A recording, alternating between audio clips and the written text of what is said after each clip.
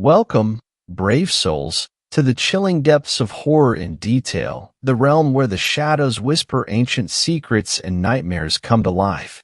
I am your guide through the darkness, and on this channel, we delve into the spine-chilling world of Wendigo horror stories that will send shivers down your spine. First story. Don't go camping in Oklahoma. Alright, now this is a story I haven't told in a long time. It happened to me October, 6 years ago. I've told 4 or 5 people since then, and none of them believed me. I decided to stop talking about it when someone filed an anonymous tip to my school psychologist. That was 4 years ago. I've had a lot of time to think about it since then, and I think I'm finally ready to post my story somewhere. It's about a weekend I spent in the Ouachita National Forest. I had been planning the trip for weeks. Made sure I had the weekend off work. Didn't make any plans. All of that. Started buying supplies a week before I went. I was going to go camping in the forest near my town. I had been camping before, when I was a little kid with my parents. But never as an adult, never by myself, and never in this forest. I was so excited. Now, I'm not an idiot. I took all the necessary precautions. I told a few of my friends where I was going, when I was going to be there, and when I'll be back. I told them if I go missing to call the cops and all that. I brought an extra phone battery and enough food and water to last me a fucking week. I even brought along the 9mm that my dad gave me when I turned 18. Never shot the damn thing, but I figured it would at least scare off whatever the hell wanted to mess with me. I'm telling you all of this so you know that I'm not just some dumb kid who decided he wanted to take a trip to the forest one day and shit his pants 'cause he saw a bear. No, I knew what I was getting into. I was prepared. Just not for, well, this. Okay, enough backstory. I'll get on with it. I left around 6 in the morning. It's an hour drive from my place, so I was expecting to get there around 7. Ended getting there at 7:30, but I didn't mind. It was a lovely day, not a cloud in the sky, great weather. Camping in the cold and rain is miserable, so I was pretty content with my arrival time. I parked my car a ways away from the forest in a little clearing off the side of the road where I knew I would find it. I gathered my things, had a little snack, and headed off toward the forest. The next few hours are kind of boring, so I'll skip over them. All you need to know is that I made my way well into the forest, set up a camp, and started enjoying myself. Cooked myself lunch on the crummy campfire I made around noon. Watched a pair of birds dancing at each other. I even took a few pictures of some deer I saw with my phone. Couldn't get a good shot, but it's at least proof I was there. But something seemed off. You see, forests are normally kinda loud. Not like a city loud, but there's this constant background noise that is always going on. Rustling in bushes and leaves, birds chirping, and animals prancing around. When I first got into the forest, that was all well and good. But the later it got, these sounds just started to go away.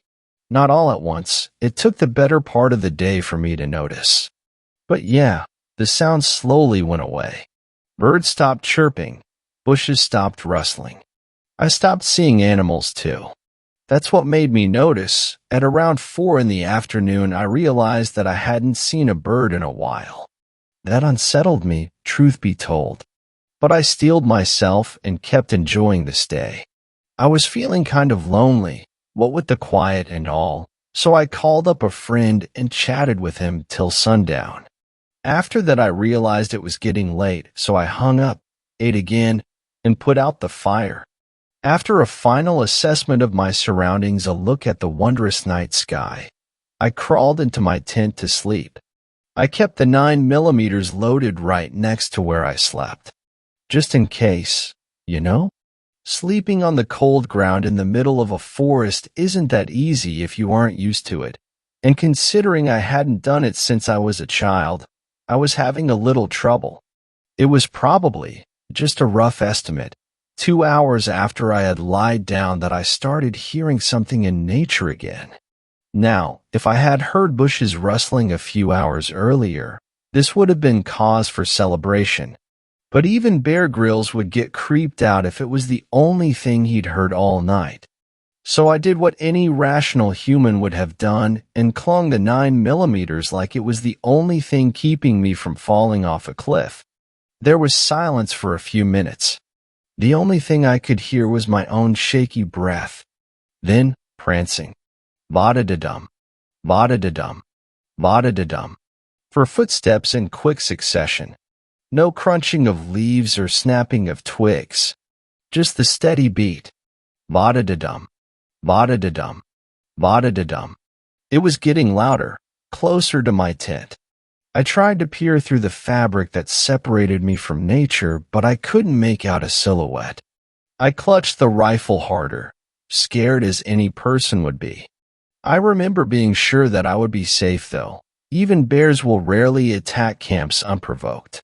But that natural human fear, that was overbearing, making my mind wander and my hands shake. Ba-da-da-dum. Ba-da-da-dum. Ba-da-da.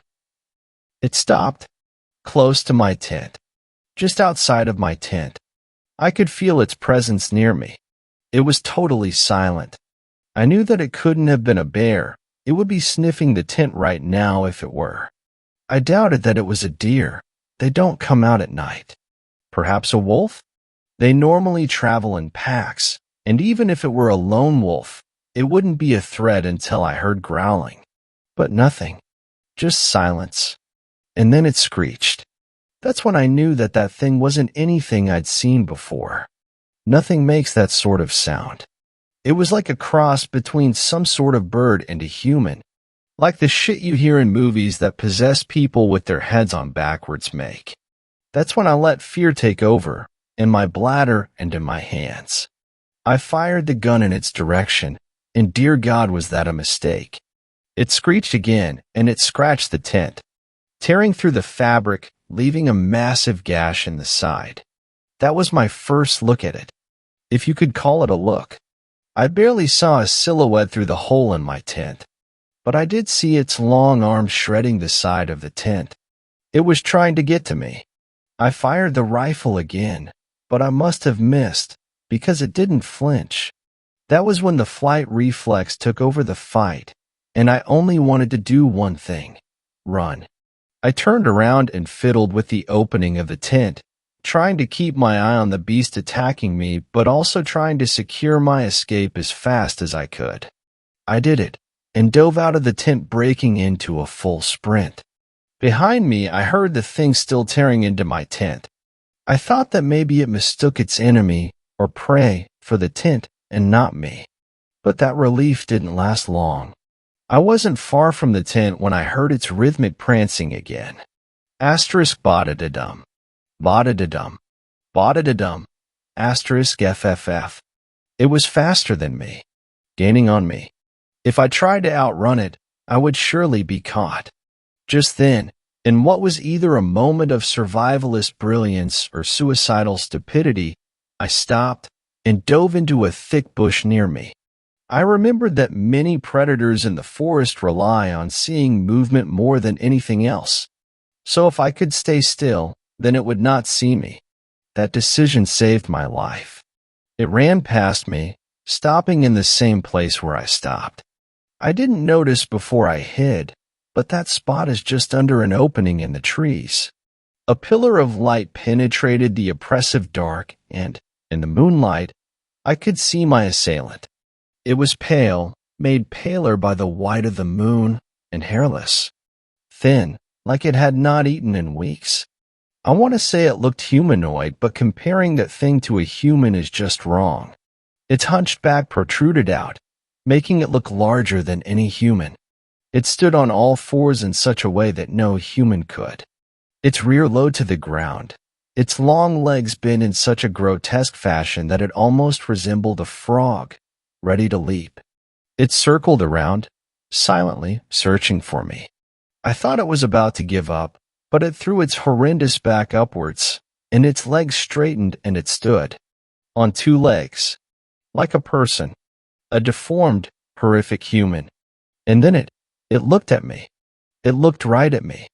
It saw me. I know it saw me. Nothing looks at you like that without seeing you.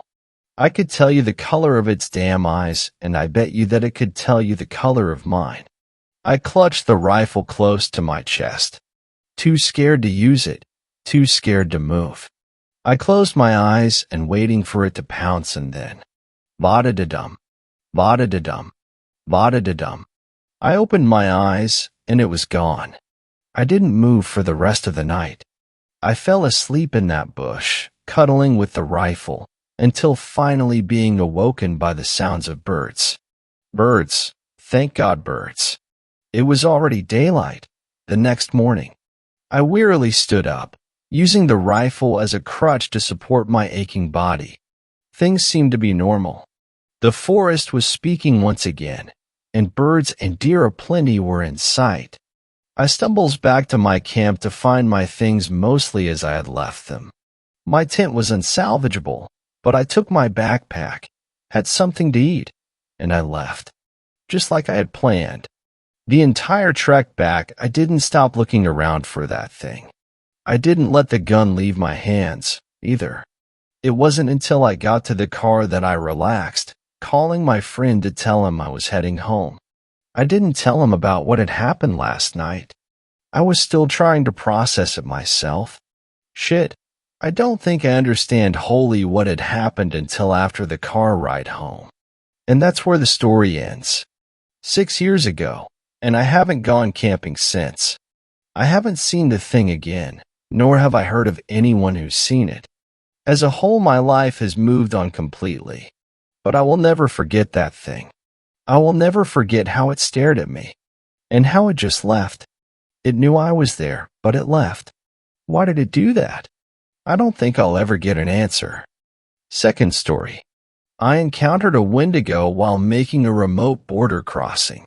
We've got crows back at home. In my town, we see them every day. Sometimes solo, sometimes in a group. I am well aware that a group of crows is referred to as a murder, but despite this ominous label, they're pretty shy and generally fly away at the first sign of danger. But the pair of big black birds circling the point across the lake were something else entirely. I know that around the Canadian border ravens become more common than crows, and this is what I suppose they were. But these were really big, too big, possibly bigger than an eagle. And as they circled the point, the calls they made were unnerving. Nothing like the caw of a crow. The sounds were screeching, drawn-out croaks, as though to make sure that every creature on the lake was aware of their presence. I kept quiet from my vantage point 200 yards across the bay, and the travelers I had in my charge knew enough to keep still and silent. We were 3/4 done with our journey that had begun at a clandestine location outside of Atikokan. I never thought I could become a smuggler, but here I was, tucked under ancient white pines with a man and woman who were essentially strangers to me. They watched the huge birds with me, whispering back and forth in their native language. I don't know what they were saying, but the look in their eyes showed their fear. And these people have seen things in their homeland bad enough for them to leave with nothing more than a few possessions, and then give all of their money to a stranger who arranged for me to take them through the wilderness to cross the most remote section of the largest unguarded border in the world. Traveling by canoe along a route that my ancestors have traveled since long before there was a border, we had crossed the imaginary line last night. And by this time tomorrow I planned to load them into a van that would be waiting at a trailhead near Ely. This was where we would part ways. For now we were preparing to break camp at a campsite known only to me. I carved it out of the timber a few years ago, and it is able to conceal not only a tent, but a canoe as well. There's not much canoe traffic this time of year, but I was doing a final check to make sure the coast was clear when the birds showed up. Figuring there must be something along the shore holding their interest, I fished my binoculars out of my pack to get a closer look at the sinister pair. To the naked eye, it looked like a typical rocky point on a shield lake. A smooth rock shoreline gave way to a stand of sparse bulrushes with a couple of boulders. One of the boulders didn't look right. I realized that I was actually looking at a dead moose that had floated up there, likely a casualty from the moose season that ended the week before. That explained why the pair of birds were circling, and I pulled the binoculars away to study how the birds were behaving. They took turns swooping down low over the moose and then soaring higher than the treetops and letting out their disturbing calls. Then there was movement in the trees. I pulled the binoculars back up and focused in on the mix of birch and fir that was along the shoreline. At first, I thought it was a bear coming down to take advantage of the dead moose. But this was far taller than a bear. Then I saw the antlers. Some smaller trees parted, and then what at first I thought was a moose stepped to the water's edge. I've seen hundreds of moose in my time up here, but what I was seeing now didn't make sense. Sure, it had antlers, and it was tall like a moose. But it was mostly without fur, and the color was all wrong, more of a sickly pinkish gray than the dark brown you would expect of a moose. I could see its ribs, and its front legs weren't really legs. They were more like long, gangly arms. Arms that ended in long, bony fingers. Even though I was about 200 yards away, I could see the glint of fangs. It stepped from the trees to the water's edge. It paused and looked up at the circling birds. It let out a scream that hung in the air. One of my travelers let out a whimper, and I turned, put a raised finger across my lips. I knew we were out of sight of what any typical animal or person could see, but this was far from typical. I flashed back to many years before when I stared wide-eyed at my grandfather as he told stories around the campfire. Flames flickered and birch logs crackled as he described an evil spirit called the Wendigo. Many generations ago, a lost hunter turned to cannibalism to survive, and his evil deed transformed him into a horrific beast. A beast that roamed the wilds with an insatiable hunger for flesh, human or otherwise. While this story terrified me as a child, I never gave it any thought as an adult, as the elders had many tales of spirits and such. But here I was, miles from the nearest road, two strangers in my care, looking at the impossible. I subconsciously reached to feel the outline of my revolver tucked into the back of my pants. The beast had now waded into the water, and its claws began tearing at the moose carcass. It ripped off huge chunks of flesh, hide, and bone with ease, shoving them into his gaping mouth where they were crunched and swallowed. The water around the moose carcass was soon tinged red with blood, and the pair of giant birds took roost in a tall pine above the beast. The carnage continued as the creature consumed impossible amounts in minutes. I heard one of the travelers whisper Monstoro. I didn't need translation to know what it meant. They had every reason to be scared now. I've had face-to-face standoffs with wild bears, with big city gangs, with angry fathers. At least with those you have an idea of what you are dealing with. My grandfather never said how one would deal with a Wendigo. With most of the moose consumed, the monster let out another scream. I was back to looking through binoculars, which was a mistake as the beast's face and chest were covered in blood, and flesh clung to its claws. An image I will never be able to erase. Despite having consumed the better part of an adult moose, it was still gone in appearance. It took a last look around, and I stopped breathing when its gaze seemed to focus on our location for a moment. It slowly turned towards shore and then disappeared into the brush. This cued the black birds to come down for what was left. One bird rested on the moose's hindquarter and picked away at intestines. The other rested on the head and feasted on the eyes and torn open neck.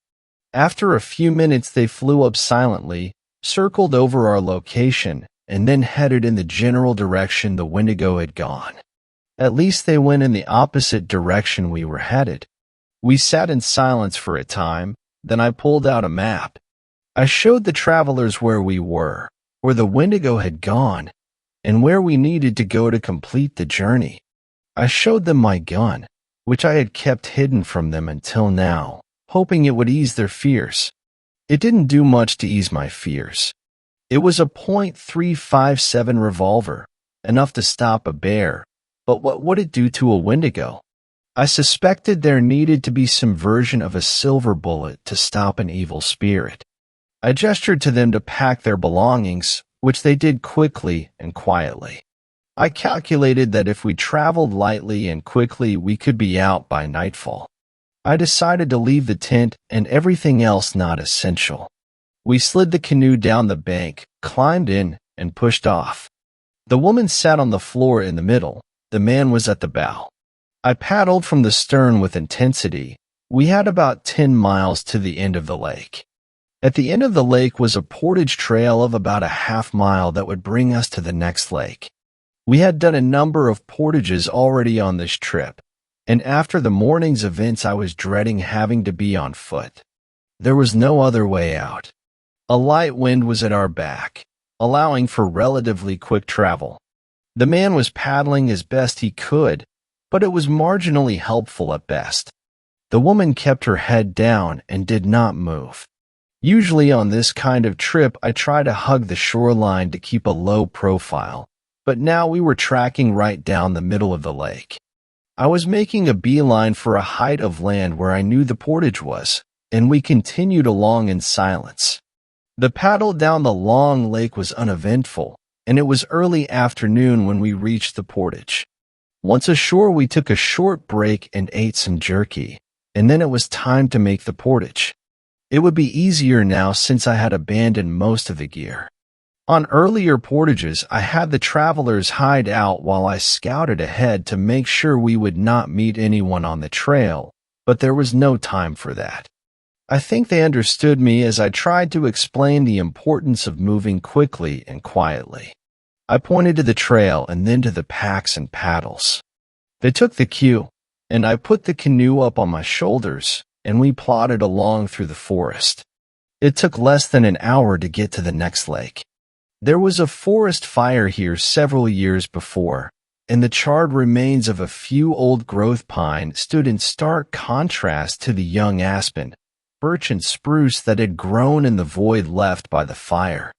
This lake was smaller, with many bays and points, and we were soon back to making progress in the canoe. 25, we came around a point midway down the lake. I looked to the end of the lake where we would find the next portage and stopped padding. Maybe 300 yards away was the remains of a burnt pine. Roosting in the tree were two birds. Big, black birds. The man in the bow saw them too, and muttered something to the woman. She looked up for the first time and stifled a scream. We had to go past them to get to the next portage, so I kept paddling down the middle, not taking my eyes off the birds. As we got closer, it was obvious they were watching us too, their heads pivoting as we passed them. I kept looking back over my shoulder at them, but they held their position. I didn't know what the presence of the birds on our route signified, but based on what I saw this morning, it couldn't be good. By the time we were at the end of lake where the next portage was, I could barely make out the tree anymore. I thought that perhaps we were in the clear, but then we all heard the unmistakable sound, the same sound we heard the birds making this morning. Even though they had to be over a mile away, there was no mistaking it. The long, drawn-out croaking continued for a minute, then it was silent again. I paddled towards shore so hard that the bow slid 2 feet onto the bank. Go, go, go, I yelled. The travelers seemed shocked at my yelling, as I had not said anything to them in the few days we had been together that wasn't a whisper. They both scrambled out of the canoe, grabbed the gear, and headed up the path. I again wrestled the canoe onto my shoulders and followed.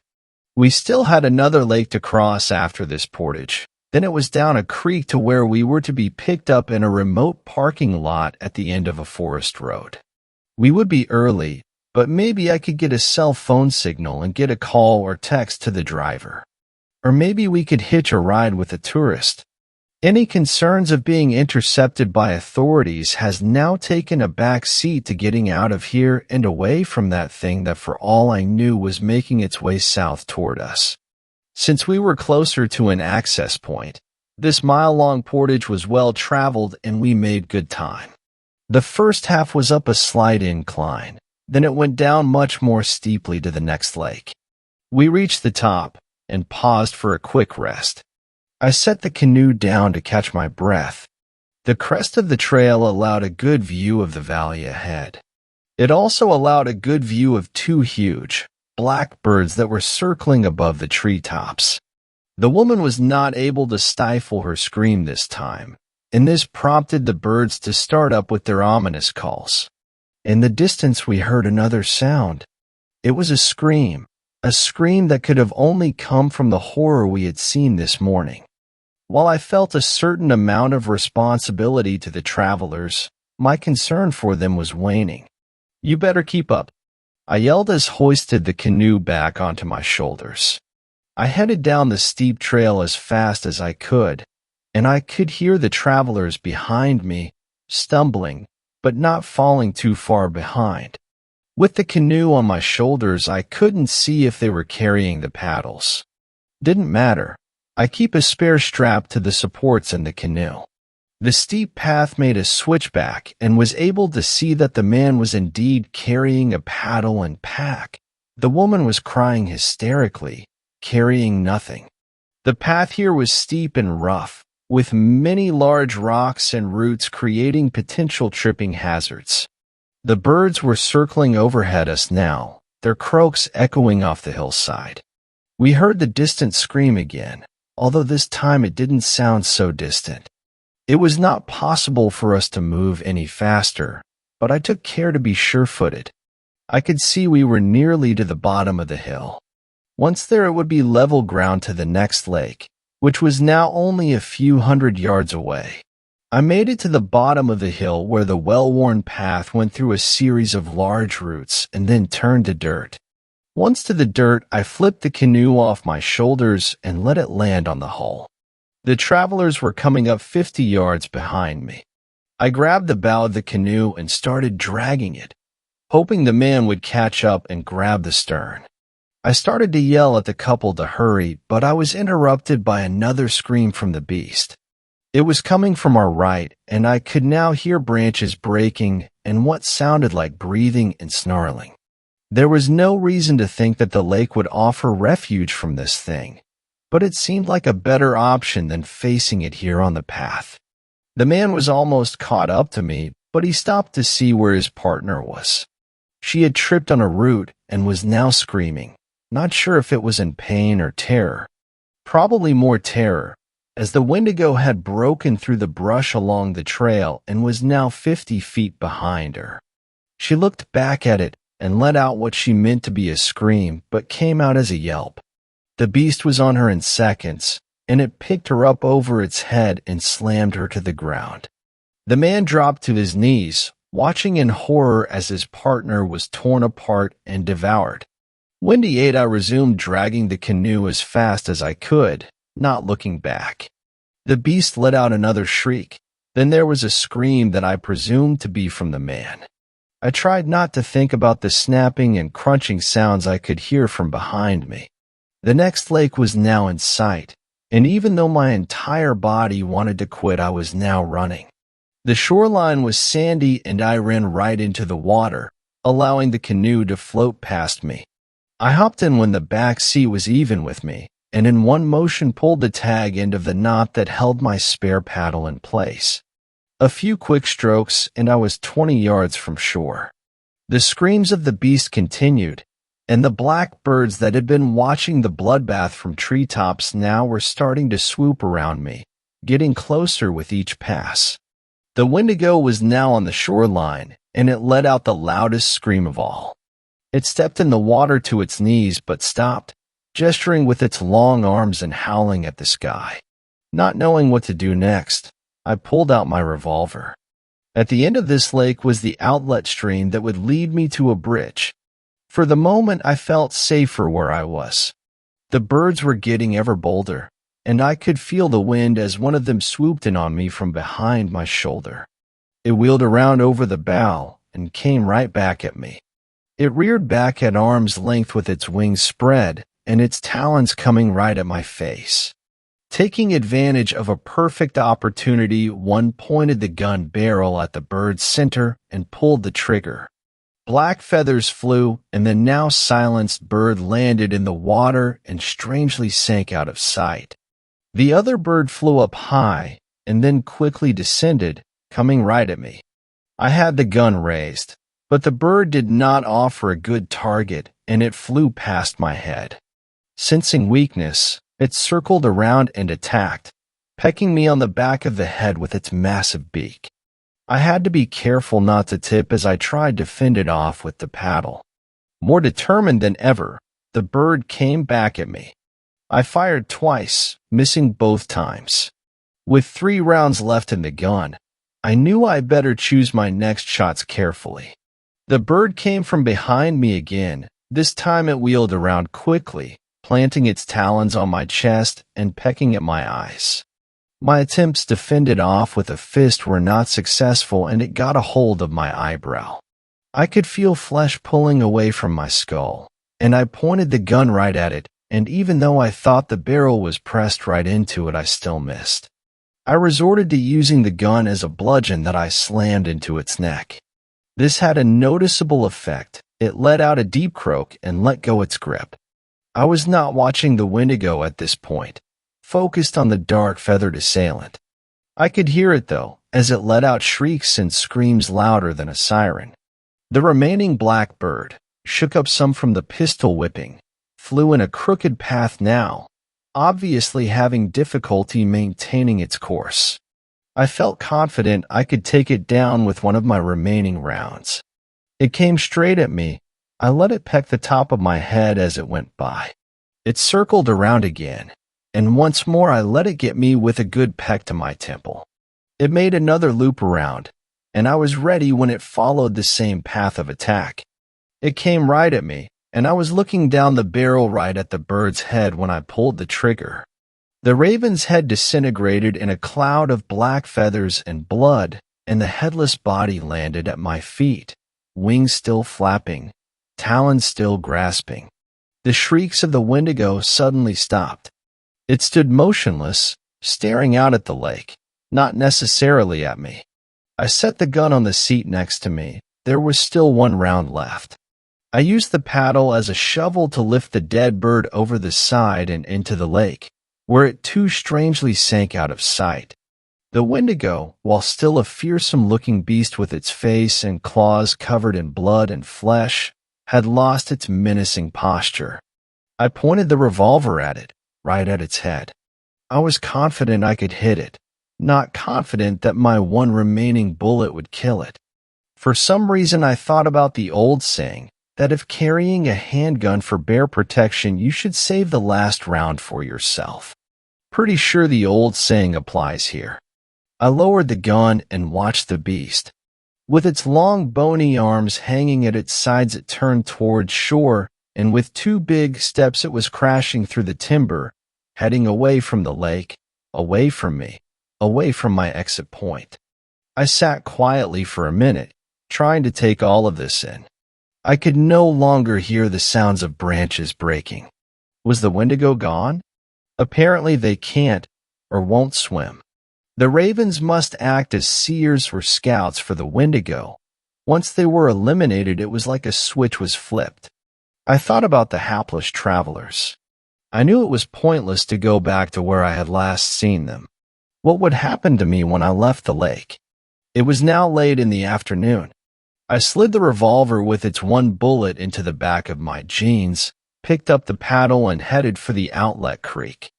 3rd story. Whistler or Wendigo in Georgia. Asterisk, first post ever on Reddit. Been holding on to this story for a while, and after finding this sub, I felt you guys would be interested or have some input on what I could have seen.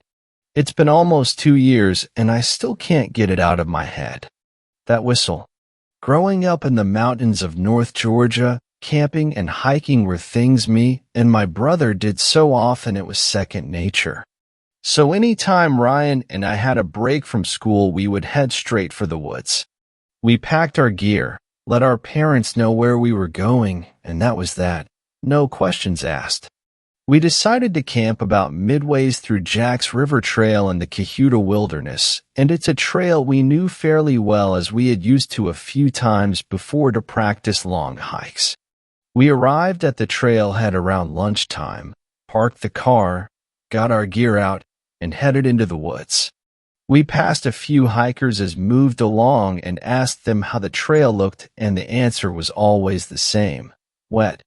Jack's River Trail probably crossed the river 50 times as it went along its 17-mile-plus journey, and with the colder temperatures of late fall settling in, it was harder for the trail to stay dry.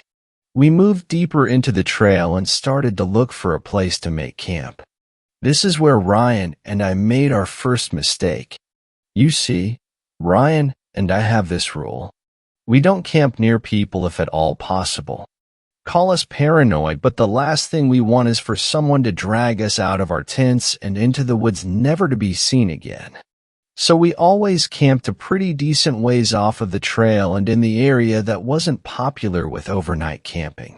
Roughly 2.5 hours or so, we found what we thought was the perfect place to set up for the 2 nights that we would be out. We came up to Horseshoe Bend and ventured about half a mile off the trail into a clearing and set up. We built a teepee fire lay for that night and pitched our tents on either side. After setting up and unloading, we decided to walk back to the trail and go exploring around some of many swimming holes Jack's River had to offer. This was during Thanksgiving break, and I remember being surprised at how few people were on the trail. Maybe it was the weather or the fact that this was early in the week, but there didn't seem to be anyone hiking, much less staying the night. Around 5 o'clock, Ryan and I headed back to camp to start our fire, make dinner, and settle in for the night. As soon as the sun began to set, the cold rushed in. We added more wood to the fire, sat close, and just enjoyed conversation. Ryan was 2 years behind me in school. I was a senior and he was a sophomore, but growing up we had always been close. We always hung out in the same groups, played the same sports, had the same hobbies, etc. Around 9, we were settled comfortably around the fire. I had just texted our mom to let her know we were safe and getting ready for bed, and I remember we were talking about dreading going to our grandparents' house for Thanksgiving and having the same awkward conversations we had each year with family we only saw on holidays when things started to get strange. We were no stranger to sounds in the woods, and these woods were full of animals, from deer to black bears and even the random wild boar. If you were in the woods enough, you learned to distinguish certain sounds, and what we were hearing I can only chalk up to as odd. What Ryan and I heard was what sounded like someone sneaking around slowly just out of eyesight. With an animal walking on 4 legs, you hear a tighter group of steps, but what we were hearing sound very distinct to what a human sounds like when walking slowly or trying to move without making much sound. I remember we both pulled out our flashlights and shone it in the direction we felt the sounds were coming from, but that is what was so weird. Whenever we would fix our lights on a spot we thought the sound were coming from, the location of the sound would suddenly change. It was as if there were multiple people walking around us. That's when the whistling started. At first, I thought it was the wind, and I remember thinking maybe the wind is just throwing leaves around, and what we are hearing is nothing but the wilderness around us. Ryan looked at me and asked if I was hearing that. I didn't answer and was trying to focus hard on each individual sound. 2 consecutive notes with roughly a 3 to 4 second gap, and then 2 more consecutive notes. Over and over again. Ryan kept asking if I heard that, and I put my finger to my lips trying to keep him from talking. The fear I felt was incredible. My jaw was tight, my fist clenched, knowing I wasn't ready for whatever was out there, if it was anything at all. The whistling continued for what felt like forever, but thinking it through was maybe 5 minutes when Ryan finally yelled out into the darkness, "Hey, quiet." The whistling stopped. The crunching of the wood stopped. Nothing. I was pissed. I looked at Ryan with a what the hell look and he shrugged his shoulders. I had to do something, he said. I just shook my head. We sat there in silence for a few minutes when the woods erupted with noise. Something or someone was running in a circle around our campsite. The whistling came back. 2 consecutive notes with the same 3 to 4 second gap, and then 2 more consecutive notes. How could someone whistle this loudly without cracking while also running? I was done. I stood up shining my flashlight in all directions trying to catch a glimpse of whatever was screwing with us. Nothing. It felt close enough to touch, but we never saw a thing. That's when the movement stopped, but the whistling was still constant. It was so loud.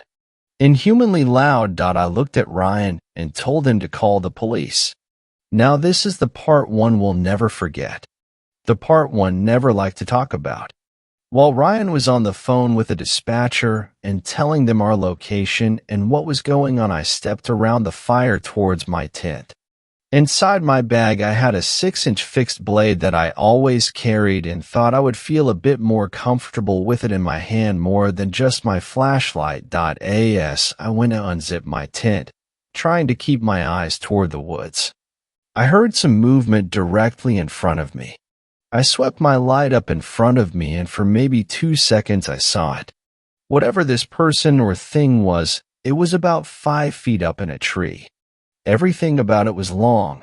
Its arms, legs, neck, fingers, everything. And it was fast. As soon as the light hit it, launched backwards off of the tree. I heard it land, but it either jumped an impossible distance or landed in a thicket because I heard it but never saw. I don't think I have ever yelled so loud. I ran back to where Ryan was and sat down. He kept asking me what I saw, but I couldn't answer. I just kept thinking about what I saw. Maybe 10 minutes later, we saw a couple of flashlight beams coming through the woods and about 3 guys came into view asking if everything was okay. I settled a bit and started asking them if they had seen or heard anything. All they said was they heard a lot of movement and then heard my scream, and that's when they headed in our direction. I tried to explain what had happened without sounding crazy, but it didn't seem to work. One of the guys walked around a bit and came back and said he didn't see anything. Ryan told them that we called the police, and roughly 30 minutes later a park ranger showed up. Ryan and I tried explaining everything to him, but he just chalked it up to either a curious animal or some campers trying to mess with us. Either way, Ryan and I decided we weren't staying the night. We packed our stuff up and walked out of the woods with the ranger. He took our statement, and we got in our car and drove home. Ryan and I don't talk about what happened that night, but neither of us have been back to Jack's River Trail and will probably never go back. 4th story. My encounter with the Wendigo. Let me start you off with some backstory. I'm a teenager who's really into this stuff, and I've done some pretty stupid things to get good results. But let me tell you, this was completely unplanned. I'm around 40% Native American, and my grandpa visits a lot of reservations. I know a lot about skinwalkers, which are my biggest fear. About 2 years ago, me and my sister were watching YouTube, and some pretty weird shit happened. I can elaborate on another post if wanted, and that's when I got a poltergeist at my house. Anyway, this happened at my Gram's, not the native side. She lives next to this really weird cabin we used to find huge skeletons of deer everywhere. Her house is pretty standard, small 1-story with a basement, and lots of wooded area. When I was 13, I was staying with my grandma. Now her house is fucked. It feels heavy the second you walk in. The air seems to cling to your lungs, and the entire place feels off. On this day, I had come alone, and my gram wasn't ready for visitors. She was getting ready to go to the store, which I didn't mind, but I didn't want to be alone, so I decided to take a shower. About a minute after she left, I went to the bathroom and got changed. Then I froze. I felt someone watching me, which I knew couldn't be possible because 1. No bodies out here, and 2. Even though our house was one story, it was elevated. The windows were around 7 inches off the ground. My grandma did this thing where she always left the window in the bathroom open, so I had a clear view of what was happening. Not only that, but I could hear everything. I started to panic because I was way too far from any doors and none of them were locked. Plus, the bathroom door couldn't be locked. I stood still facing away from the window when I heard this bone-chilling, gut-wrenching, heartbreaking woman scream. It was coming from the woods near the cabin. Less than a minute later, I heard weird, almost clicky chirping noises. I hurried and closed the window. Big mistake. My heart sank when the window let out the loudest creak I'd ever heard. Maybe 20 seconds after I closed the window, I heard rapid footsteps right under the window. I whimpered as I saw what could only be described as a huge, blurry deer. The next day, I found footprints. They were 3-toed and massive. I didn't go over there for a while after that, but me and my friend are planning on playing the Ouija by the cabin. I'll be sure to let you know how that goes. 5th story. Don't ever camp at MT Magazine in Arkansas. This might be a bit jumbled, so I'm sorry. I'm just trying to make sense of it all. Arkansas is the natural state for a reason. There's nothing but forests, mountains, and more forests. My favorite place in this entire world is Magazine Mountain, located at a very convenient 45-minute drive east of me in the middle of nowhere. I had my first date with my ex-fiancée there. We visited it quite often. We split up for the stupidest of reasons. She claimed to not want to, and I still believe it. I visited the mountain that same day, only to find myself back in my hometown emergency room after being found unconscious and dying in a field in a neighboring town. Many months passed by. I found myself spiritually. I ended up in a career path that I wanted, removed toxic friends, etc. Things were looking up for me. One day I decided to visit a New Age shop. I walked in, and it was as if time stopped. The shop owner, a white witch, spoke to me and gave me an amulet to wear around my neck. Nearly 1 week later, I woke up in a cold sweat suddenly. Something told me to go to MT Magazine. I checked my work schedule for the week, and I had 2 days off in a row, luckily. I took advantage of it and packed my things for my hike. I wasn't sure what I was looking for, but I couldn't shake the feeling despite the voice in the back of my head telling me not to go. I didn't tell anyone except my mother where I was going. As soon as I left work, I went home, got my bags, my German Shepherd, and left for the next 2 nights. We got to the mountain. It was a beautiful drive as always, but it seemed to take longer than usual despite my bad habit of speeding.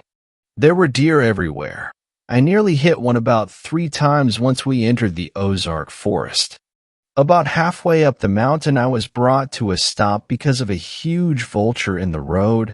I didn't want to hit him, so I stopped, but he just wouldn't budge. It was strange because there was no roadkill in sight. Being a taxidermist, any time I see a vulture, I look for the animal corpse it's feeding on. I can't explain it. It just always interests me. After about 2 minutes of the bird not budging, I decided to move around him, continuing up the mountain. I couldn't shake the uneasy feeling I had once I had entered the forest, but I continued. Once I reached the top, I visited several of my favorite spots, and while wandering, I stumbled upon a new area near one of the cliff edges. The sight up on MT Magazine is something that is unmatched. However, there was nobody in sight, aside from the employees at the lodge. Not only that, but it was silent. No bugs, no birds, not even an echo from my voice. It was extremely unnerving. I headed to the lodge and ate at their restaurant. It was pretty good, but not the best. Once I left the restaurant, I grew extremely drowsy, which was strange because it was only 7 p.m., and I usually stay up until 1 a.m. most nights. I ended up falling asleep on the floor in some day room on the second floor of the lodge. I woke up to my phone going off. My mom was blowing up my phone. "What's going on? Text me back right now. You're scaring the shit out of me." I was more pissed than concerned. My mother knew there's very limited service on the mountain, and I called her before I left. I replied angrily, "There's no service up here. I'll be home tomorrow evening." I decided to head to my car and sleep in there since I wasn't renting a room. I was homeless for a few weeks, so sleeping in my car wasn't too uncomfortable for me. It was about 9:12 p.m. when I got to my car. It didn't take too long to fall back to sleep, but I remember, right before I slipped into unconsciousness, I could hear someone outside my car window screaming. I had very vivid, terrifying dreams, or what I hope were dreams. I remember one being me standing in the middle of the road on the mountain. There was a spotlight behind me, and there were eyes everywhere. Strange creatures watching me stand there, but there was one creature in particular several yards in front of me. It didn't have much of a defined shape, but I can compare it to a large deer. Whatever it was surrounded by crows. I've read up on creatures such as the Wendigo, skinwalkers, etc., but it was nothing like them. It seemed friendly, as if it was trying to show me something. I did not feel threatened, only frightened because of confusion. The crows did not scare me. Being a Cherokee Native American, I know that my totem animal is a crow.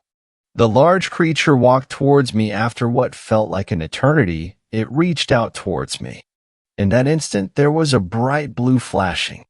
I opened my eyes and I was in a different parking lot. There were blue lights flashing in my rear-view mirror. What the fuck?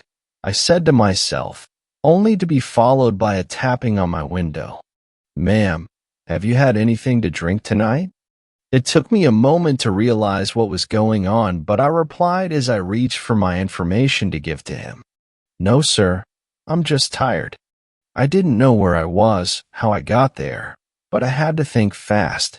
It was about 1:15 a.m., and I couldn't let the officer know how confused I was. I couldn't risk anything on myself. Eventually, I learned that I was in a town neighboring my own. I was nearly an hour from where I fell asleep at, but still had no clue how I got there. The officer did a sobriety test, searched my car with my permission, then wrote me a citation for driving left of center, and I went on my way. I still have no idea how I got home, what the dream meant, or why I decided to go to the mountain. Honestly, though, that's the least of my concerns. When I woke up the next morning, I logged onto Facebook. My bio stated that I was in the military. There were pictures I don't ever remember sharing or even taking. This mountain incident happened last night, but according to my phone calendar, it was 6 weeks ago. I don't know what happened or what to do. 6 weeks have passed within one night. Please help. I keep seeing crows everywhere. They're trying to tell me something. Sixth story. If you hear a baby crying in the woods, don't follow it. Pictures included. Last Friday, I was driving on a windy back road in the mountains of rural Utah. I was around 10 miles from the nearest town when my engine died. I pulled out my phone to look at the map. There was no service, but I downloaded a map of the area just in case. I saw that, if I followed the road, it was a 10-mile walk that wound back and forth along some back roads. I didn't like that idea very much. I also saw that the town was actually only 2 miles away as the crow flies. In a direct line from me, I just have to climb a little bit to cut my journey down. I shot a look up the mountain, left a note on my car saying what I was doing, and set off through the brush. That part of Utah didn't have much underbrush, just some scraggly bushes and the occasional tree clinging to life in the dry soil.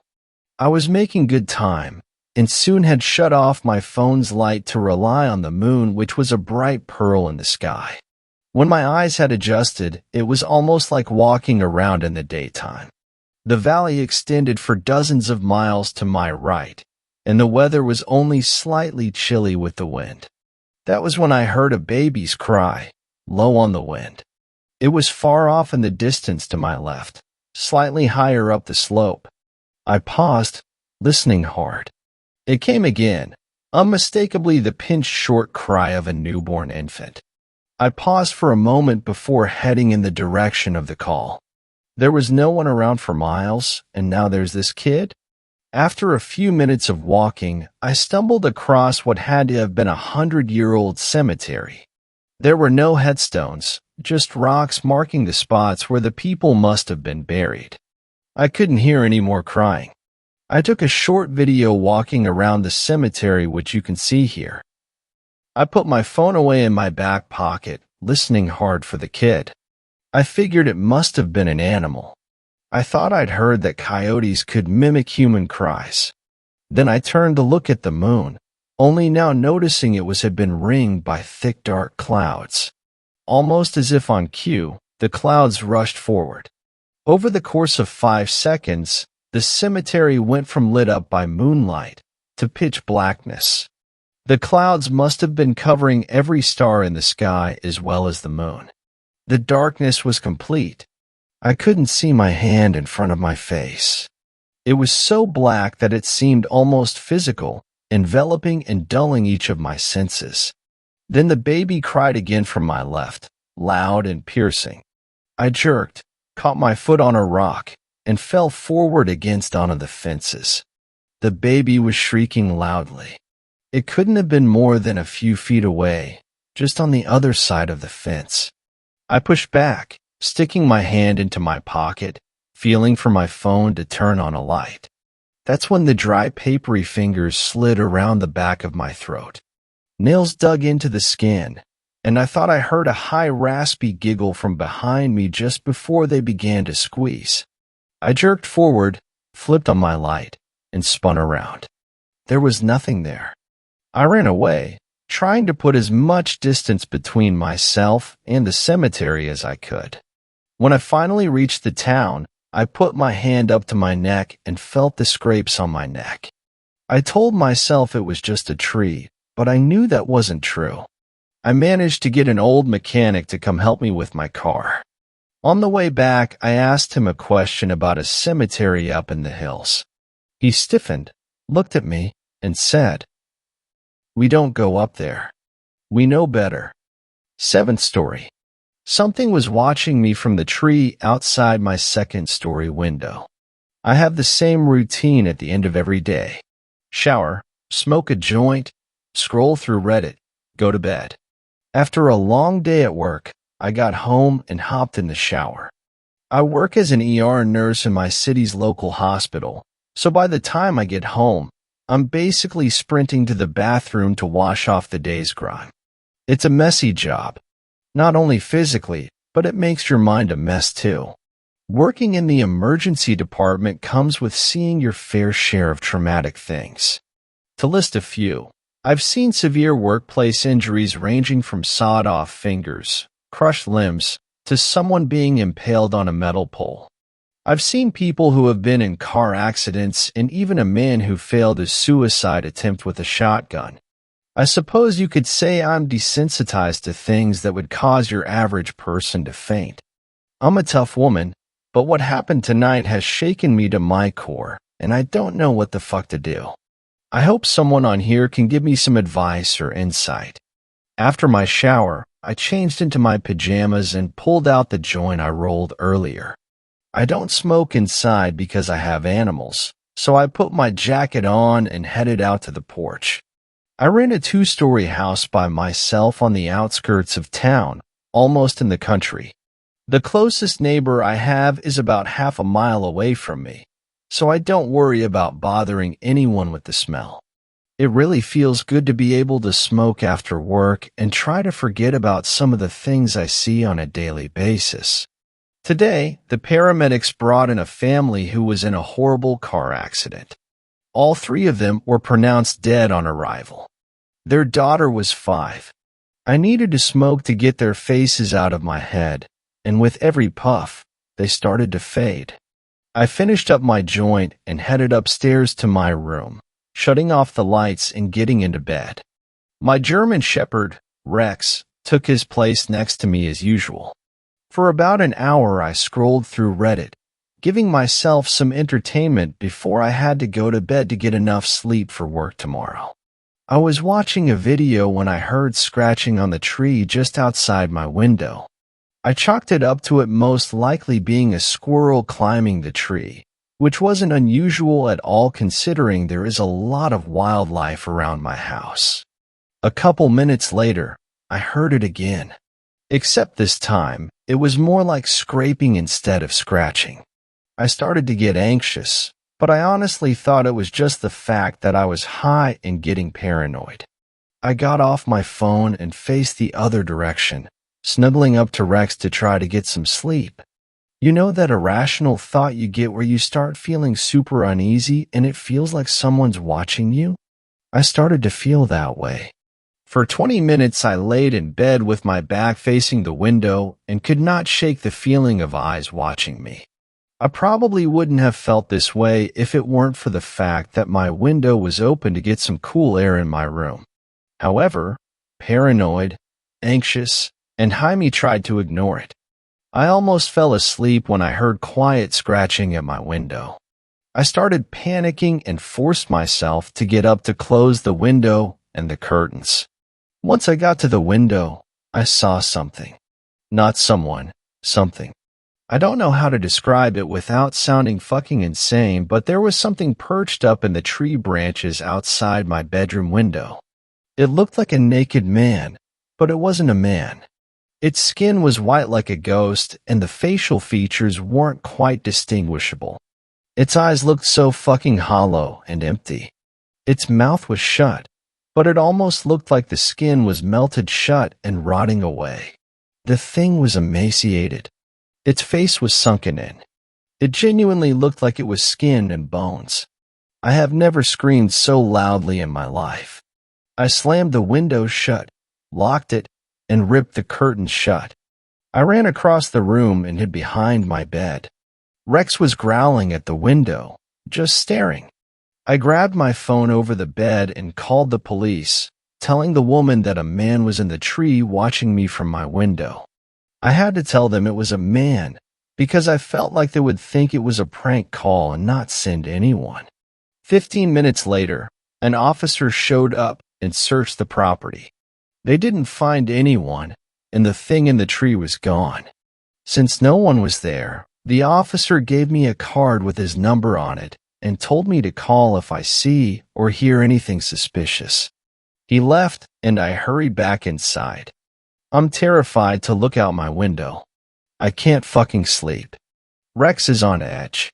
I have to be up for work in 4 hours, and I am wide awake in fear. I don't know what to do. I don't have a gun. I don't know many people. Seems I just moved here about 6 months ago, and work has taken up so much of my time that I don't have any left to socialize. I just peeked out the window, and I swear to God I saw something white crouched over in the tree line in the distance. I am losing my mind.